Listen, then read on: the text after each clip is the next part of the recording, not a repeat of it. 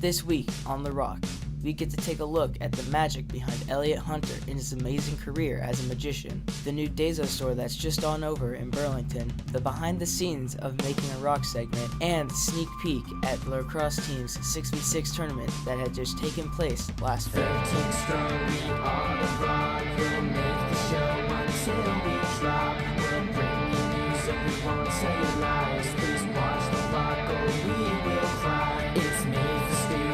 Just like you're gonna wanna see what we do this week on The Rock. 3, 2, 1, we're live. Good morning, AHS. I'm Quinn. And I'm Lucas, and we have quite the lineup for you today. That's right. Our first segment, produced by Kellen, tells us more about an AHS alum turned professional magician. Let's take a look. Elliot Hunter was once an AHS student who aspired to be one of the greatest magicians of all time. When I first started performing magic, it started out as more of a hobby. But then as I grew and my practice developed, it turned into more of a passion.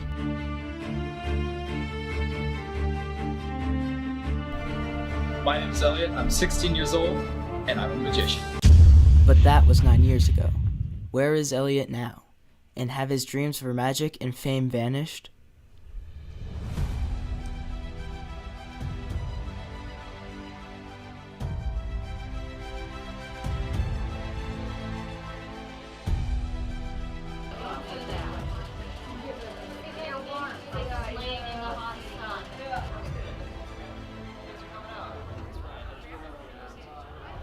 Please welcome to the stage, Elliot Hunter.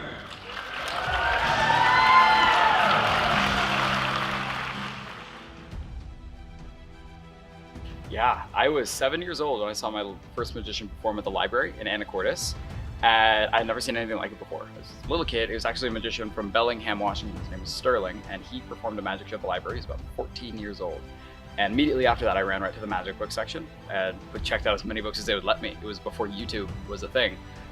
So I started just reading as many magic books as possible and developed my first shows from there. And it was a super inspiring and defining moment, I feel like. It was easily my parents and my grandparents. So my grandparents lived up the street from me, and my grandpa was a cabinet maker as a hobby, so was my dad, and they built me my very first magic props when I was a little kid, and they came to my shows and watched me do things. And my uncle, my dad's younger brother, got me a magic set for Christmas that year.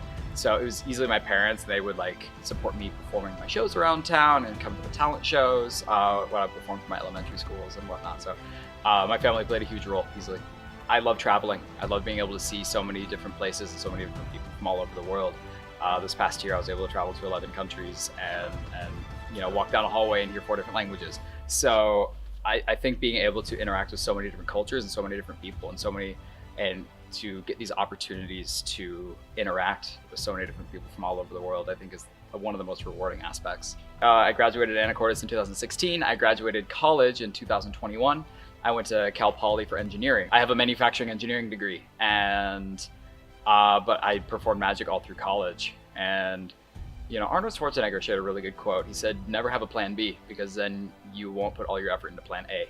So my words to you is if you work hard enough, you can truly make anything work. So it's how hungry are you? How badly do you want it to work for yourself? Whenever I've had other jobs. I always did magic. I worked as a technician for my engineering college when I was still in school. But there's always a pit in my stomach. I knew in my gut that this wasn't right, and I knew I had to pursue this. So I guess I have a plan B, but the real answer is I never put enough thought into it because this was gonna work. Most of the doubt was quiet. I feel like the support I was always met with was resoundingly positive. It's a very uncommon path, and usually the people who achieve success took an uncommon path. So anyone who doubts, it's really hard to think outside the box when you haven't been shown the box yet. So but I have nothing of malice to say to them, because obviously I recognize this is an uncommon path, and I think the best thing I can do is just show them and not say anything.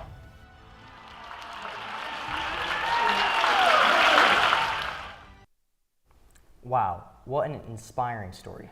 Our next story is about a recent local success as well. Daiso, a global chain store, has opened a location in Burlington.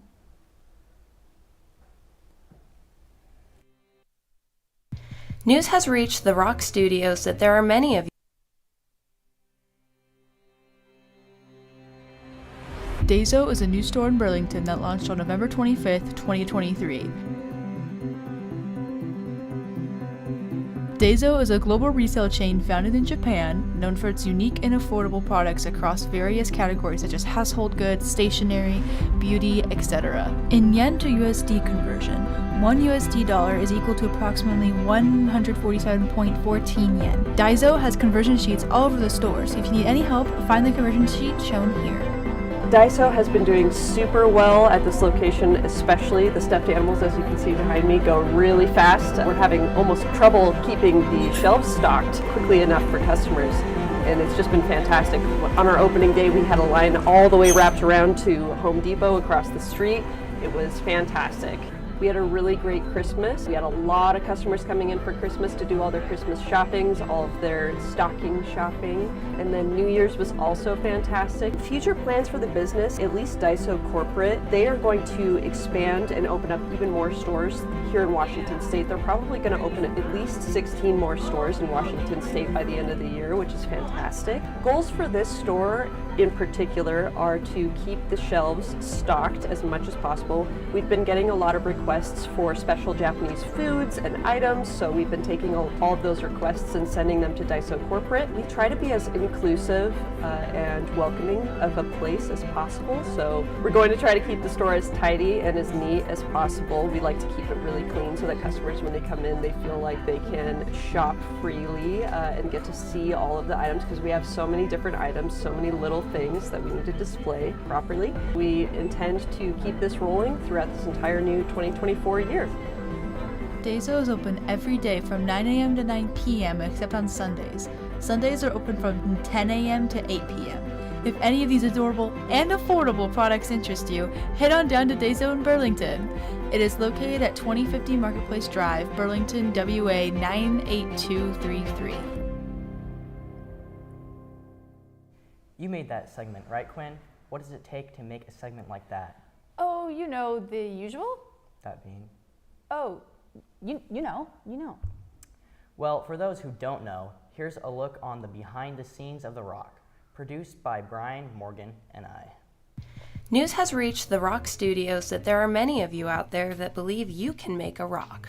So follow me this week and decide if you want to do it yourself. We start with pitches on Monday. Everyone pitches their ideas, we vote on the best ones and split up teams. And 6, how to become an Olympian.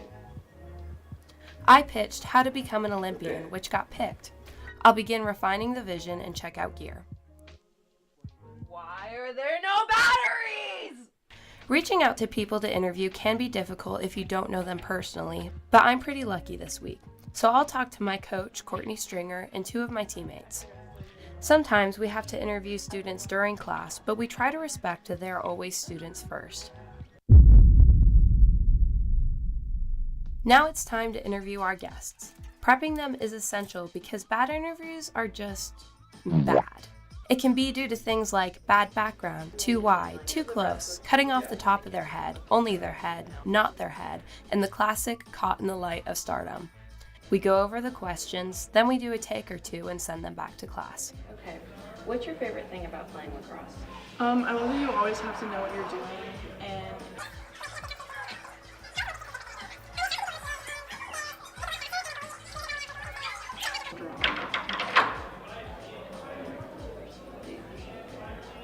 So, as we heard, there was a lot of people coming in and out of the bathroom, a lot of people in those classrooms, and a lot of people walking down the hall. So now I know why I haven't done this spot before, but hopefully this mic is pretty close range. It pretty much only gets it when it's right here. Like even if you hold it down here, it barely picks up your voice. So hopefully my audio is clean. And now we just break it down.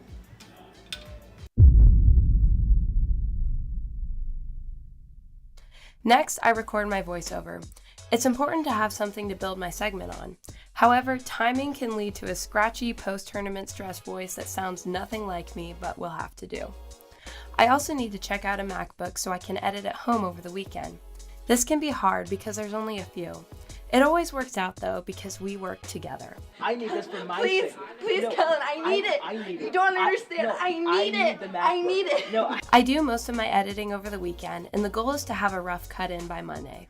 When I can't get a segment done in time to review Monday or Tuesday, I try to export it that night and send it to Mr. Thompson and the producer to review. Making a rock can be stressful, but there's nothing I'd rather stress over. I hope you appreciate our work, and from my rock to yours, have a great day, AHS. I say that summed it up pretty much. Maybe a little overdramatic. Nope, that was 100% factual and not staged. We really did follow Morgan, making a segment for this week. Follow the lacrosse team on their journey to becoming Olympians.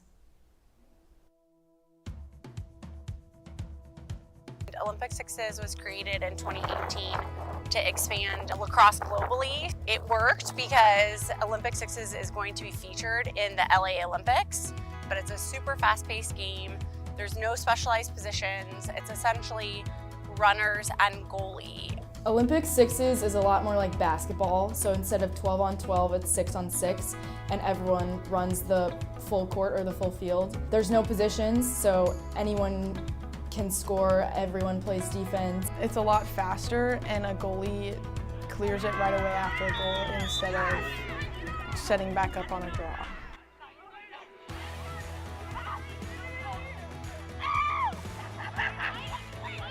And then everyone does the same stuff, so there's a lot of different people to learn from, and then it's a great way to kind of round out all your skills because everyone does the same thing. It's a super great way to get into lacrosse before the season starts if you're thinking about joining or just to have some fun. My favorite thing about lacrosse is definitely the people I've met and the friends I've made along the way.